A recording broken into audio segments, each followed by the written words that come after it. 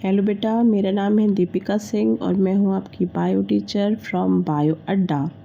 आज का टॉपिक है हमारा फीमेल रिप्रोडक्टिव ऑर्गन। जो हम लोग लास्ट में अभी हमने पढ़ा, क्या पढ़ा हमने? मेल रिप्रोडक्टिव ऑर्गन पढ़ा। ये सारी चीज़ें किस में पढ़ी हमने? Sexual reproduction in human beings में पढ़ रहे हैं हम। और ये चैप्टर कौन सा है? How do organism reproduce.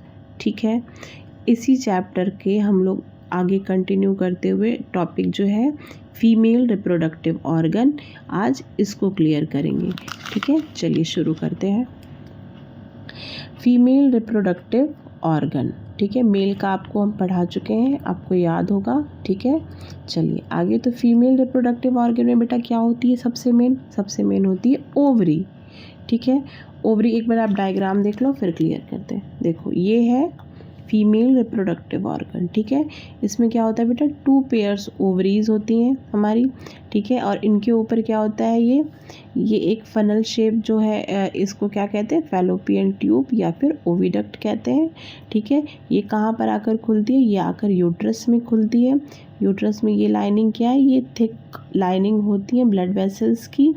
ठीक है, ये आकर इनकी ओपनिंग होती है सर्विक्स पर।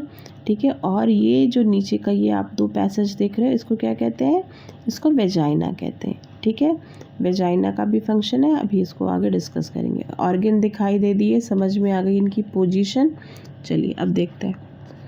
चलिए, तो सबसे पहले हम क्या देखेंगे? फीमेल रिप्रोडक्टिव ऑर्गन में क्या क्या है?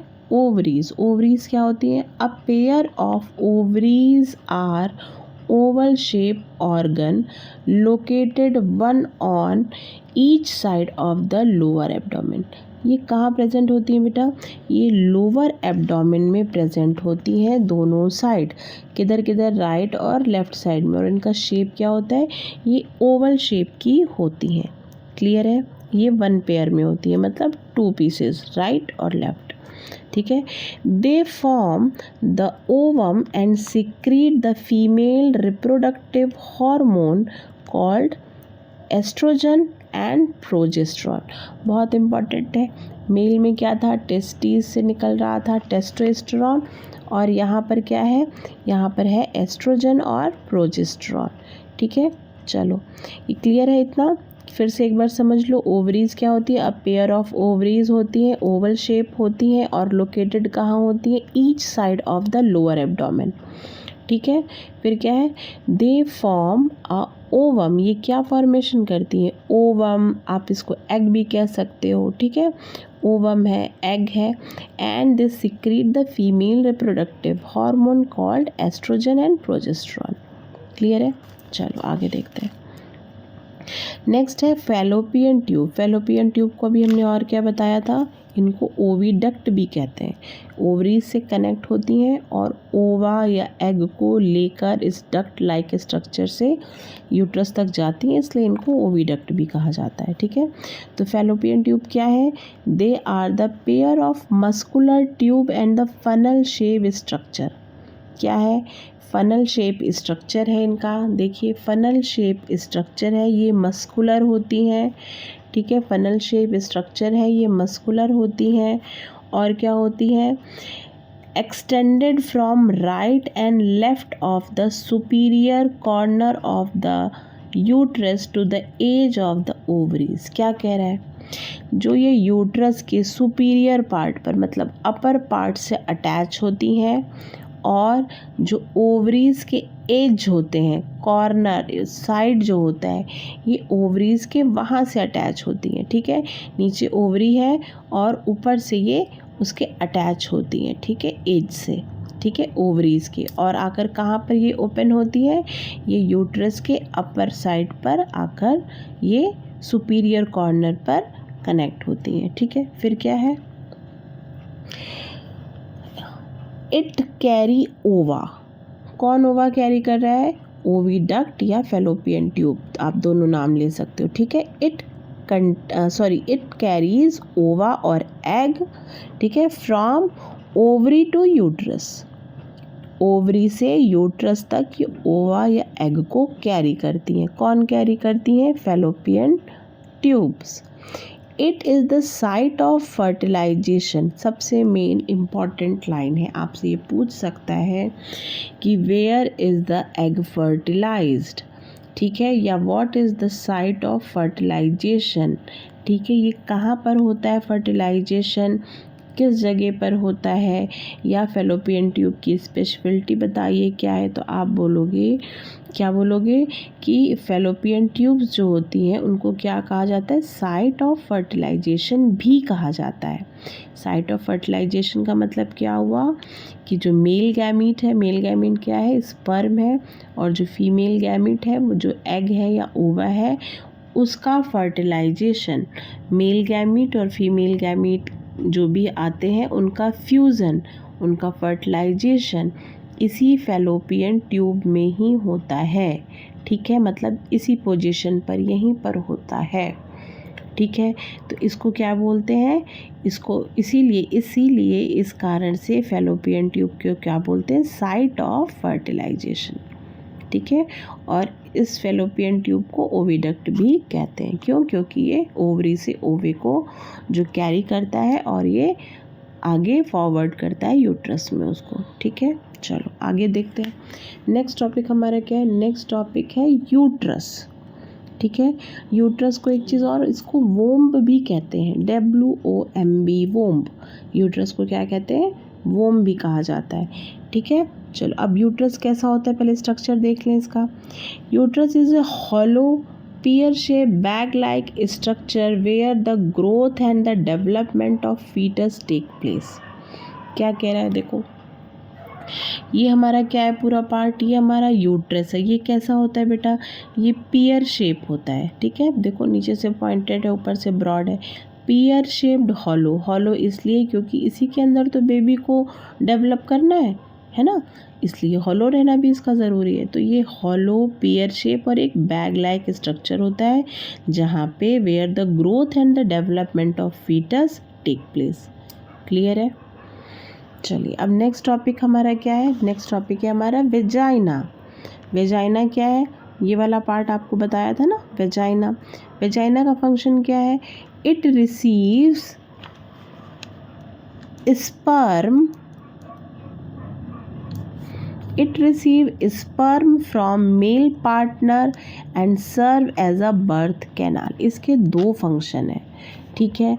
वेजाइना आपको यहाँ समझ में आ गया, कहाँ पर पोजीशन इसकी होती है, लोअर साइड पर होती है, ठीक है, कर्विक्स के ठीक नीचे होती है, और ये ब्रॉड होता है, थोड़ा सा फ्लेक्सिबल स्किन का बना होता है, टिश्यूज़ का बना हुआ होता है, ठीक है। तो वेजाइना क्या है, it is the receive sperm, it receive sperm from male partner.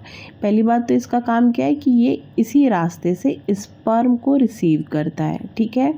और क्या काम होता है, ये एक बर्थ कैनाल के रूप में भी, पाथ में भी वर्क करता है, मतलब जब बेबी हमारा पैदा होता है तो वो इसी रास्ते से, इसी पाथ से बाहर आता है, ठीक है। तो इसके क्या क्या फंक्शन है, इसके दो फंक्शन है। पहला क्या है कि स्पर्म की जो एंट्री होती है हमारे मेल पार्टनर के थ्रू, ठीक है, at the time of sex, उस टाइम पर जो ये एंट्री होती है, जो ये स्पर्म की एंट्री होती है वो भी यहीं से होती है।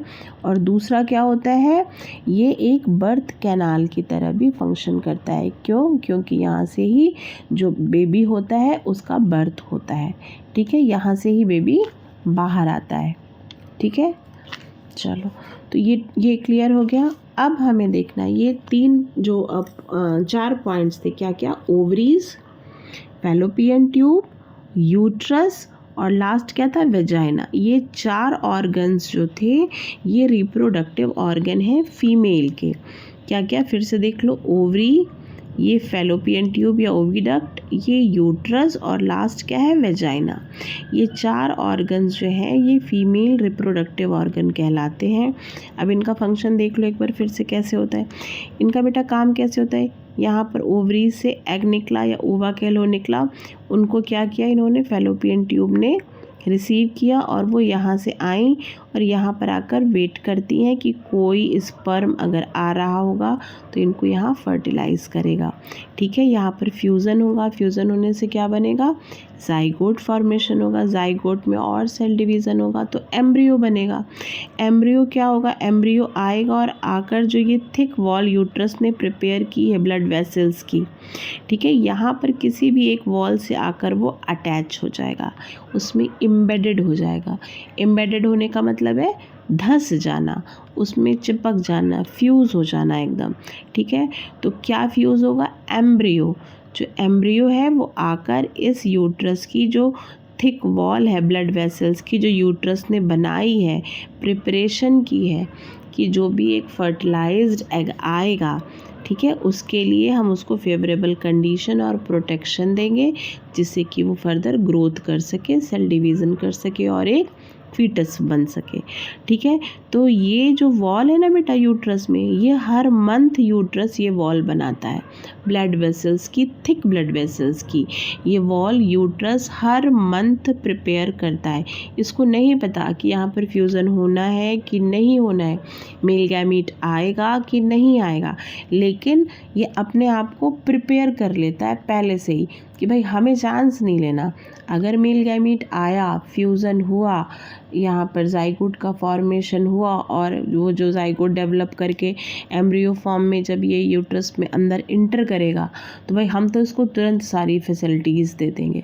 तो ये पूरा अपने को तैयार रखता है यूट्रस, ये हर मंथ तैयारी करता है।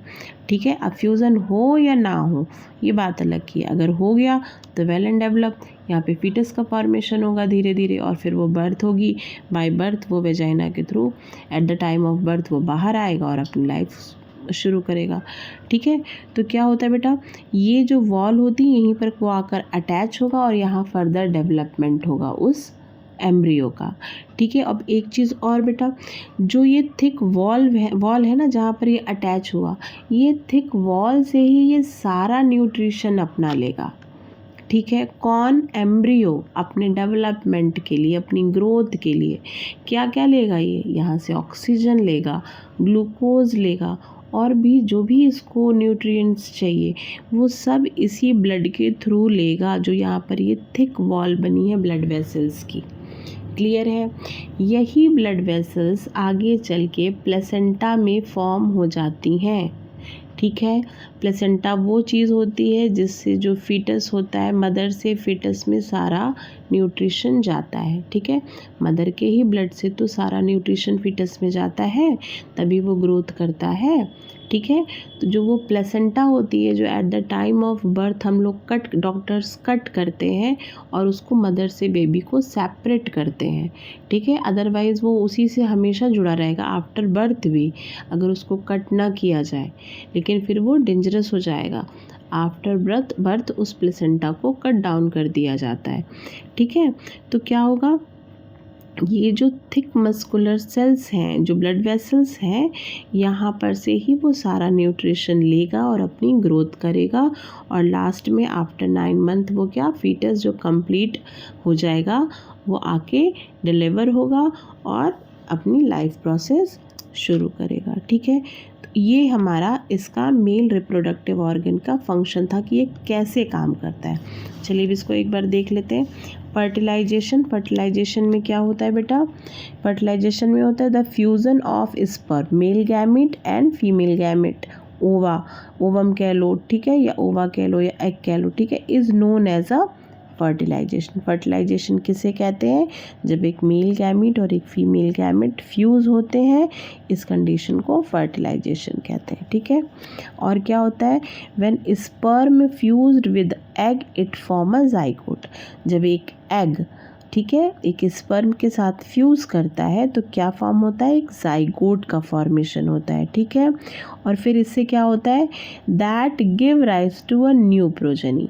अगर सारी कंडीशन फेवरेबल होती हैं, ठीक है, तो ये जाकर वॉल से यूट्रस के अटैच होता है, फिर वहाँ से न्यूट्रिशन लेता है, इसमें सेल डिवीज़न होता है, बहुत सारा सेल डिवीज़न होता है और उसके बाद देखिए न्यू प्रोजेनी एक फीटस फॉर्म में आ जाता है और उसके बाद टाइम होने पर ये डिलीवर कर लिया जाता है। ठीक है, और क्या होता है, the zygote undergo various division. ठीक है, तो ये जाइगोट है, अब वो क्या करेगा, undergo various division and form embryo. ठीक है, फेलोपियन ट्यूब पे बहुत सारा डिवीज़न हुआ, जब फर्टिलाइजेशन हुआ, जाइगोट फॉर्मेशन हुआ, उसके बाद क्या बन गया, वो एम्ब्रियो बन गया। एम्ब्रियो थोड़ी स्टार्टिंग स्टेज होती है, जैसे जब कहते नहीं जब बेबी कंसीव किया तो वो स्टार्टिंग के जो 10-12 वीक वाली जो पोजीशन होती है उसको कहते हैं एम्ब्रियो। ठीक है, the embryo sink down and reaches into the soft and thick lining of uterus. क्या कह रहा है कि जो ये अब एम्ब्रियो है ना, वो श्रिंक डाउन होकर वो आगे मूव करके फिसल के, ठीक है, कहाँ पहुँचेगा, सॉफ्ट और thick lining of uterus. Uterus ने जो सॉफ्ट और थिक लाइनिंग की ब्लड वेसल्स बनाई है, ये वहाँ पहुँच जाएगा यूट्रस के अंदर।